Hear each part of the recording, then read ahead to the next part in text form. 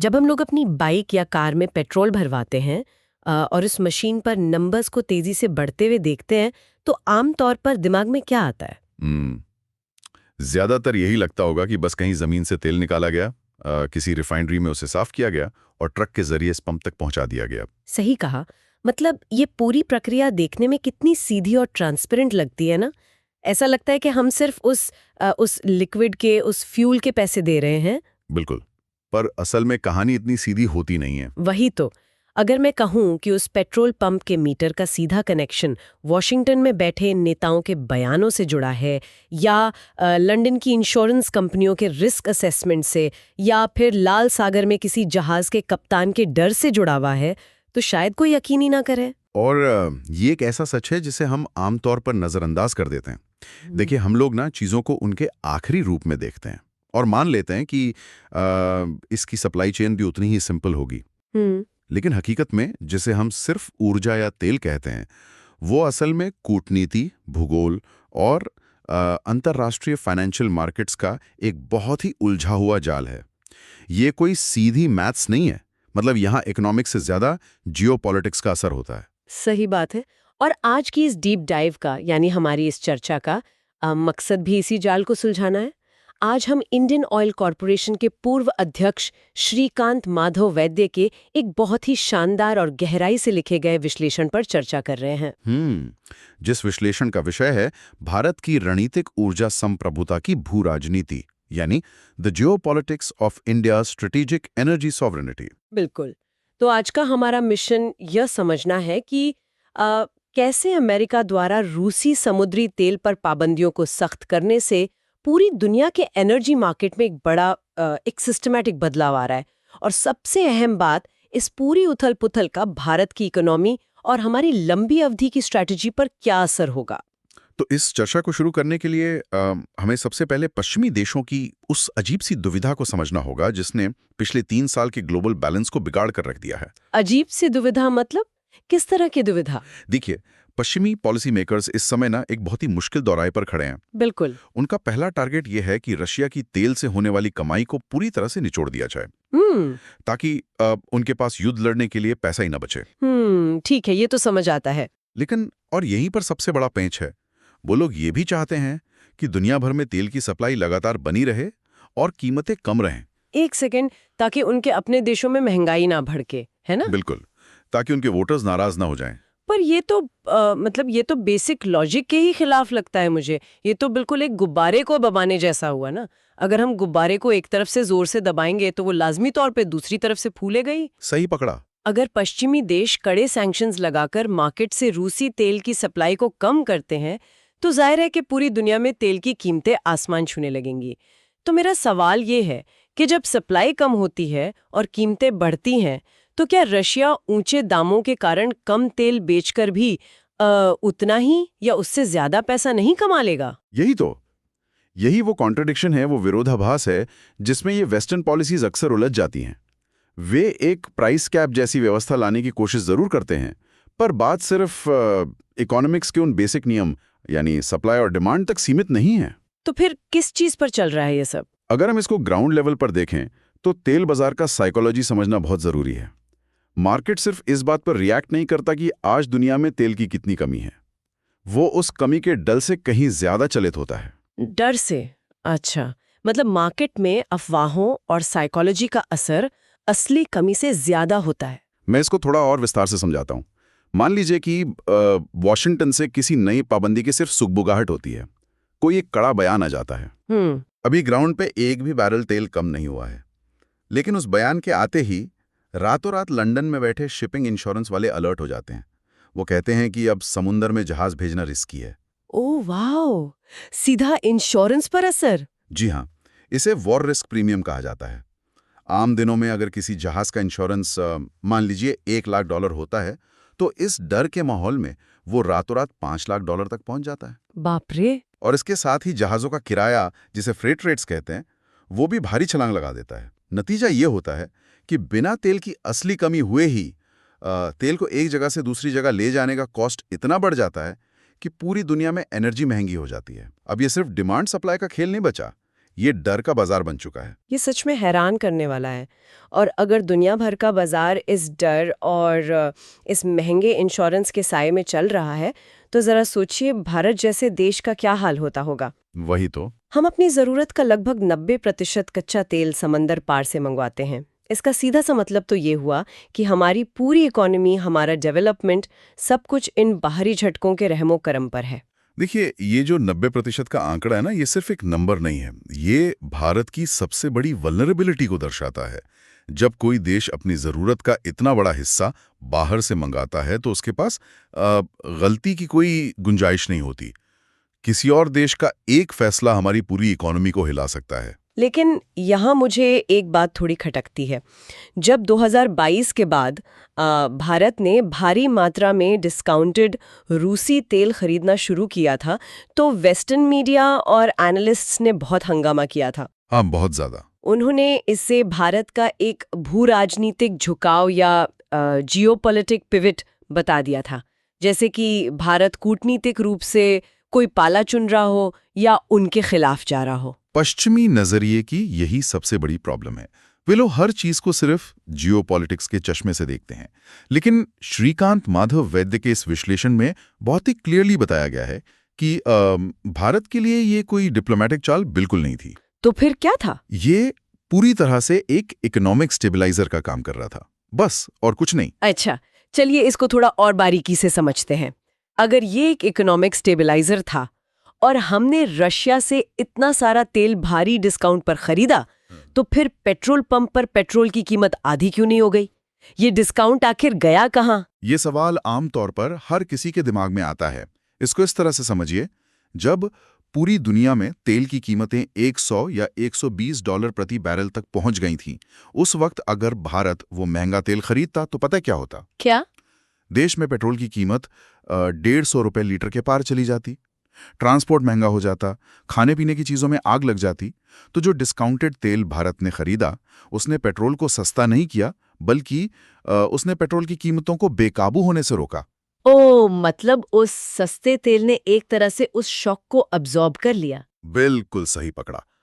सरकार और रिफाइनरीज का मेन टारगेट कीमतों में भारी उछाल को रोकना था, ना कि उन्हें एकदम से नीचे गिरा देना। एक विकासशील देश के लिए, जहां इतने नए हाईवेज बन रहे हैं, नए शहर बस रहे हैं और जहां एनर्जी की डिमांड लगातार बढ़ रही है, वहां महंगाई को एक लेवल पर रोक कर रखना ही अपने आप में बहुत बड़ी जीत होती है। हाँ, क्योंकि यूरोप की तरह हमारी डिमांड अभी प्लेटो तो हुई नहीं है। हमारी डिमांड तो अभी आसमान छूने वाली है। सही बात है। और मुझे लगता है कि हमारे लिए ये कोई डिप्लोमेसी नहीं, ये सीधा सीधा सर्वाइवल का मुद्दा है। क्योंकि अगर तेल महंगा होता है तो उसका असर सिर्फ ट्रांसपोर्ट तक नहीं रुकता। हमारे किसानों को जो खाद मिलती है, फर्टिलाइजर्स, उनकी कीमतें भी तो ग्लोबल एनर्जी मार्केट से ही तय होती है। एकदम ठीक। और अगर हमारी फैक्ट्रीज को महंगी बिजली या महंगा फ्यूल मिलेगा, तो हम दुनिया के मार्केट में चीन या वियतनाम का मुकाबला कैसे करेंगे? जो बात अभी आई ना चर्चा में, वही इस पूरे विश्लेषण का कोर हिस्सा है। इसे इकोनॉमिक्स की भाषा में ट्रांसमिशन मैकेनिज्म कहा जाता है। ऊर्जा के झटके यानी एनर्जी शॉक्स भारतीय अर्थव्यवस्था के बिल्कुल अंदर तक कैसे पहुंचते हैं, ये समझना बहुत जरूरी है। ये सिर्फ इतना नहीं है कि तेल महंगा हुआ है तो बस थोड़े ज्यादा पैसे दे दिए। इसके पीछे एक पूरा चेन रिएक्शन चलता है। तो जरा इस चेन रिएक्शन को डिकोड करके समझाइए। मान लीजिए कि कल लाल सागर में कोई नया तनाव होता है और तेल के दाम $10 बढ़ जाते हैं। अब एक आम भारतीय की जिंदगी तक ये शॉक आखिर कैसे ट्रैवल करेगा? देखिए, इस शॉक के ना कई लेयर्स होते हैं। सबसे पहला लेयर है फॉरेन एक्सचेंज यानी विदेशी मुद्रा। हम तेल रुपए में तो खरीदते नहीं है, हम उसे डॉलर में खरीदते हैं। सही। जब तेल महंगा होता है तो भारत को हर महीने करोड़ों एक्स्ट्रा डॉलर खर्च करने पड़ते हैं। अब इससे डॉलर की डिमांड बढ़ती है, जिसके नतीजे में डॉलर के मुकाबले रुपया कमजोर होने लगता है। और जब रुपया गिरता है तो इसका असर तो हर चीज पर पड़ेगा। बिल्कुल। सिर्फ तेल ही नहीं, बल्कि भारत जो कुछ भी बाहर से इंपोर्ट करता है, चाहे वो इलेक्ट्रॉनिक्स हो, भारी मशीनरी हो या खाने का तेल ही क्यों ना हो, वो सब कुछ अपने आप महंगा हो जाता है। ये पहला मैकेनिज्म है। यानी एक जगह तेल महंगा हुआ और दूसरी तरफ देश में हर चीज की महंगाई बढ़ गई। ये तो बहुत बड़ा रिपल इफेक्ट है। और रिफाइनरीज के लेवल पे इसका क्या असर पड़ता है? रिफाइनरीज का गेम थोड़ा और कॉम्प्लेक्स है। जैसा कि हमने पहले बात की थी, तनाव के वक्त शिपिंग और इंश्योरेंस का खर्च बढ़ जाता है। अब रिफाइनरी को ना सिर्फ महंगा क्रूड ऑयल मिल रहा है, बल्कि उसे लाने का भाड़ा भी डबल हो गया है। तो उनका मार्जिन कम हो जाता होगा। सही कहा। इससे रिफाइनरीज के प्रॉफिट मार्जिन्स पर भारी दबाव आता है। और एक बात, जब सैंक्शंस लगते हैं तो सस्ता तेल ढूंढने के ऑप्शंस कम हो जाते हैं। इसे विश्लेषण में सप्लाई फ्लेक्सिबिलिटी का खत्म होना कहा गया है। मतलब जब आपके पास घूम फिरकर एक या दो ही सप्लायर्स बचे हैं, तो आपकी बार्गेनिंग पावर यानी मोल भाव करने की ताकत खत्म हो जाती है। फिर तो सामने वाला जो दाम मांगेगा उसी दाम पर तेल लेना पड़ेगा। ये पूरी सप्लाई चेन की जब हम बात करते हैं तो एक चीज मुझे हमेशा डराती है। हम बस इकोनॉमिक्स और प्राइसेस पर फोकस कर रहे हैं, लेकिन ये तेल फिजिकल फॉर्म में भी तो कहीं से ट्रैवल करके आता है ना। भूगोल की बात कर रही हैं आप। हाँ। मेरा ध्यान बार बार स्ट्रेट ऑफ हॉर्मुज यानी हॉर्मुज जलडमरू मध्य की तरफ जाता है। अगर हम मैप पर देखें तो ये ओमान और ईरान के बीच एक बहुत ही संकरा पतला सा समुद्री रास्ता है। और ये बहुत ही क्रिटिकल पॉइंट है इस पूरे डिस्कशन का। हॉर्मुज स्ट्रेट दुनिया की एनर्जी सप्लाई का सबसे बड़ा चोक पॉइंट है।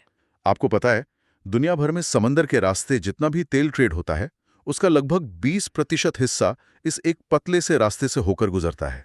20%? जी हाँ। और भारत का भी बहुत सारा क्रूड ऑयल और एलपीजी यहीं से आता है। ये हमारी ऊर्जा सप्लाई की जुगलियर वेन यानी मुख्य नस की तरह है। अगर इसको एक एनालॉजी से समझें तो मान लीजिए कि मुंबई और दिल्ली को जोड़ने वाला एक बहुत ही शानदार चौड़ा एक्सप्रेसवे है, लेकिन बीच में एक पॉइंट ऐसा आता है जहां वो एक्सप्रेसवे अचानक सिकुड़कर एक छोटी सी कच्ची सड़क बन जाता है। बहुत सही उदाहरण है ये। अब जरा सोचिए कि पूरे देश की इकोनॉमी का 20% ट्रेड हर रोज उस एक छोटी सी कच्ची सड़क से गुजरने को मजबूर है। अगर उस पतली सड़क पर एक ट्रक भी खराब हो जाए या कोई वहां बैरिकेड लगा दे तो क्या होगा? पूरी सप्लाई चेन वहीं ठप हो जाएगी। बिल्कुल। हॉर्मुज स्ट्रेट भी हमारे लिए उसी संकरी कच्ची सड़क की तरह है। ये एनालॉजीज ज्योग्राफिकल रिस्क को बहुत परफेक्टली समझाती है। अगर उस आगे पीछे के इलाके में कोई युद्ध छिड़ता है या किसी ऑयल टैंकर पर कोई छोटा सा ड्रोन हमला भी हो जाता है, तो सिर्फ इंश्योरेंस या कीमतें नहीं बढ़ेंगी, वहां फिजिकल रूप से तेल का आना ही बंद हो जाएगा। और भारत जैसे देश के लिए तो ये सीधा सीधा नेशनल सिक्योरिटी का सवाल है। बिल्कुल।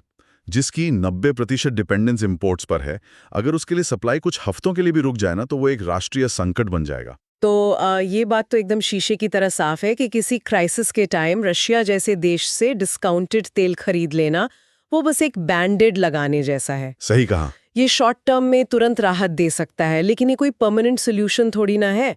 हम हमेशा सिर्फ क्राइसिस मैनेजमेंट के भरोसे तो पूरे देश की इकोनॉमी नहीं चला सकते ना। मैं इस बात से पूरी तरह सहमत हूँ। हमको एक लंबी अवधि की एक लॉन्ग टर्म स्ट्रैटेजी चाहिए ही चाहिए। तो फिर सबसे बड़ा सवाल यही उठता है कि इस सब का नतीजा क्या होना चाहिए, यानी भारत का एंड गेम क्या हो इस 21वीं सदी की बनती हुई और तनाव से भरी दुनिया में, जहां लगभग हर तीसरे दिन कोई नया सैंक्शन लग रहा है या नया युद्ध शुरू हो रहा है। वहां भारत अपनी एनर्जी सॉवरेनिटी को कैसे सेफ रख सकता है? इस विश्लेषण में ना भविष्य की इस स्ट्रैटेजी को 5 बहुत ही ठोस और मेजर शिफ्ट्स के जरिए समझाया गया है। भारत को अब सिर्फ खरीदने वाले की तरह मार्केट पर डिपेंड नहीं रहना है, बल्कि अपना खुद का एक मजबूत सिस्टम बनाना होगा। अच्छा, तो पहला कदम क्या है? इसमें सबसे पहला और सबसे जरूरी कदम है अपने स्ट्रेटेजिक पेट्रोलियम रिजर्व्स यानी एसपीआर को तेजी से बढ़ाना, ताकि अचानक सप्लाई रुकने पर एक बफर मिल सके। अच्छा, ये एसपीआर काम कैसे करता है? क्या ये वैसा ही है जैसे हम अपने घरों में किसी इमरजेंसी के लिए पानी की टंकी भर के रखते हैं या पावर कट के लिए इन्वर्टर रखते हैं? कॉन्सेप्ट लगभग वैसा ही है, लेकिन इसका स्केल और साइज इतना बड़ा होता है कि हम सोच भी नहीं सकते। भारत ने मंगलुरु, विशाखापत्तनम और पडूर जैसी जगहों पर जमीन के बहुत नीचे विशालकाय चट्टानी गुफाएं यानी रॉक कैवर्न्स बनाई हैं। ओह, जमीन के नीचे? जी, और इनमें लाखों बैरल कच्चा तेल स्टोर करके रखा जाता है। इसका मेन ऑब्जेक्टिव यही है कि अगर कल को हॉर्मुज स्ट्रेट अचानक बंद हो जाए या कोई बड़ा ग्लोबल युद्ध छिड़ जाए, तो भी देश के पास कम से कम इतने दिनों का स्टॉक हो कि हमारी इकोनॉमी अचानक ब्रेक न मारे और कोई हमें ब्लैकमेल ना कर सके। ये तो सच में देश का सबसे बड़ा शॉक एब्जॉर्बर हुआ। बिल्कुल। लेकिन ये तो इमरजेंसी की बात हो गई। डेली रेगुलर सप्लाई को सिक्योर करने के लिए क्या स्ट्रेटेजी बताई गई है? उसके लिए हमारा दूसरा पॉइंट आता है, डाइवर्सिफिकेशन। यानी अलग अलग जगहों से तेल मंगाना। हम सिर्फ मिडिल ईस्ट या किसी एक रीजन के भरोसे नहीं बैठ सकते। मतलब सप्लाई चेन फैलानी होगी। हाँ, भारत को लैटिन अमेरिका, अफ्रीका या गयाना जैसे नए रीजन से लंबे समय के कॉन्ट्रैक्ट्स करने होंगे। और इसके साथ ही एक और बहुत ज़रूरी चीज़ है, भारत को अपने खुद के समुद्री तटों के पास ऑयल और गैस के एक्सप्लोरेशन यानी खोज में भारी इन्वेस्टमेंट करनी होगी। हम हमेशा सिर्फ बायर बनकर नहीं रह सकते। सही बात है, अपने घर में भी तो चेक करें कि क्या मिल सकता है। और तीसरा पॉइंट मुझे लगता है हमारी रिफाइनरीज की कैपेबिलिटी से जुड़ा हुआ है। मैंने कहीं पढ़ा था कि भारत की रिफाइनरीज टेक्निकल रूप से दुनिया की सबसे बेस्ट रिफाइनरीज में आती हैं। और ये एक बहुत ही टेक्निकल लेकिन भारत के लिए सबसे ज्यादा फायदेमंद पॉइंट है। देखिए, कच्चे तेल के कई प्रकार होते हैं। एक होता है light sweet crude. Light sweet crude. हाँ, ये बहुत टॉप क्वालिटी का होता है और इसे साफ करना बहुत आसान होता है, पर प्रॉब्लम यह है कि ये बहुत महंगा मिलता है। फिर एक दूसरा होता है हेवी सार क्रूड। ये बहुत गाढ़ा होता है, इसमें सल्फर बहुत ज्यादा होता है और इसको रिफाइन करना बड़ा मुश्किल काम है। पर ये सस्ता मिलता होगा। एकदम सस्ता। और यही भारत ने बाजी मारी है। भारत ने अपनी रिफाइनरीज में इतने एडवांस्ड कॉम्प्लेक्स क्रैकिंग यूनिट्स लगा दिए हैं कि वे दुनिया का सबसे खराब और सस्ता कच्चा तेल खरीदकर भी उसमें से बेस्ट क्वालिटी का पेट्रोल और डीजल बना सकती हैं। ओह वाह, ये तो वाकई एक बड़ा गेम चेंजर है ना? ये इंजीनियरिंग कैपेबिलिटी भारत को एक ऐसी आज़ादी देती है कि वो मार्केट में जाकर दुनिया के किसी भी कोने से कोई भी तेल खरीद सकता है। हम वो माल उठा सकते हैं जिसे बाकी दुनिया प्रोसेस ही नहीं कर सकती। ये सस्ता कच्चा तेल लाने वाली स्ट्रैटेजी तो बहुत बढ़िया है। लेकिन एक सेकेंड, ये सारी बातें, ये तीनों स्ट्रैटेजीज तो अभी भी किसी न किसी तरह हाइड्रोकार्बन्स या कच्चे तेल के आगे पीछे ही घूम रही है ना? सही पॉइंट है। अगर हम लंबी अवधि की सोचें, मतलब अगले 20 या 30 साल बाद की, तो असली एनर्जी सॉवरेनिटी तो तभी मिलेगी ना जब हम इस तेल पर अपनी डिपेंडेंसी पूरी तरह से कम कर दें। और यही इस पेपर का चौथा पॉइंट है। जब तक हम हाइड्रोकार्बन्स पर अपनी इस बेसिक डिपेंडेंस को कम नहीं करेंगे, तब तक फुल्ली सिक्योर होना नामुमकिन है। इसके लिए भारत को अपने नेचुरल गैस इंफ्रास्ट्रक्चर को बहुत तेजी से फैलाना होगा। गैस तेल के मुकाबले काफी क्लीन होती है। लेकिन इसके साथ ही ग्रीन ऑल्टरनेटिव्स जैसे कि इलेक्ट्रिक व्हीकल्स, ग्रीन हाइड्रोजन और सोलर एनर्जी को अग्रेसिव तरीके से अपनाना होगा। भारत के कॉन्टेक्स्ट में अगर देखें तो ग्रीन एनर्जी सिर्फ क्लाइमेट चेंज या ग्लोबल वार्मिंग का मुद्दा नहीं है। तो और क्या है? ये सीधे तौर पर हमारी नेशनल सिक्योरिटी और इकोनॉमिक आज़ादी का मुद्दा है। ये पर्सपेक्टिव तो वाकई बहुत दिलचस्प है। हम आमतौर पर ग्रीन एनर्जी को सिर्फ कार्बन एमिशंस कम करने या पेड़ बचाने से जोड़ते हैं, पर असल में ये तो हमें इन बाहरी विदेशी झटकों से बचाने वाली एक मजबूत ढाल है। बिल्कुल। अब आते हैं पांचवें और आखिरी स्ट्रेटेजिक शिफ्ट पर, जो सीधा हमारे लॉजिस्टिक्स और सप्लाई चेन से जुड़ा है। वही हॉर्मुज स्ट्रेट वाली बात। हाँ, उसी से मिलता जुलता। विश्लेषण में इस बात पर बहुत जोर दिया गया है कि भारत को इन चोक पॉइंट्स और हाईली सेंसिटिव सी रूट्स पर अपनी निर्भरता कम करने के तरीके खोजने ही होंगे। पर वो रास्ते तो वहीं रहेंगे ना? हम रास्ते कैसे बदल सकते हैं? हम नए ट्रेड रूट्स ढूंढ सकते हैं, पाइपलाइंस के नए नेटवर्क्स बिछा सकते हैं। हमें अपने लॉजिस्टिक्स को कुछ इस तरह रिडिजाइन करना होगा कि अगर कल को कोई एक रास्ता ब्लॉक हो भी जाए तो हमारी इकोनॉमी बंधक ना बन जाए। हमारे पास राउट ई, राउट सी पहले से तैयार होना चाहिए। तो अगर इस सारी चर्चा को, आज की इस पूरी डीप डाइव को एक फ्रेम में रखा जाए तो एक बहुत ही बड़ी और डीप पिक्चर निकलकर सामने आती है। ग्लोबल सैंक्शंस, वॉशिंगटन की पॉलिटिक्स, लाल सागर में आने वाले दर के तूफान, लंदन की इंश्योरेंस कंपनियों के प्रीमियम और इधर देश में एक आम आदमी के किराने का बिल, ये सब चीजें अलग अलग बिल्कुल नहीं है। सही कहा। ये सब एक अदृश्य लेकिन एक बहुत ही मजबूत धागे से बंधे हुए हैं। और ये सारी चर्चा हमें श्रीकांत माधव वैद्य के इस पेपर के उस आखिरी निष्कर्ष की तरफ ले जाती है जो शायद सबसे ज्यादा सोचने पर मजबूर कर देता है। और वो क्या है? पेपर के अंत में एक बहुत ही क्लियर बात कही गई है कि एनर्जी सिक्योरिटी के मामले में न्यूट्रलिटी यानी तटस्थता से कहीं ज्यादा रियलिज्म यानी यथार्थवाद की जरूरत होती है। रियलिज्म मतलब जो फिजिकल रियलिटी है, जो सच्चाई है, उसे बिना किसी आइडियलिस्ट भ्रम के एक्सेप्ट करना। आप बस हवाई बातें करके या आदर्शवादी बनकर देश नहीं चला सकते। बिल्कुल सही।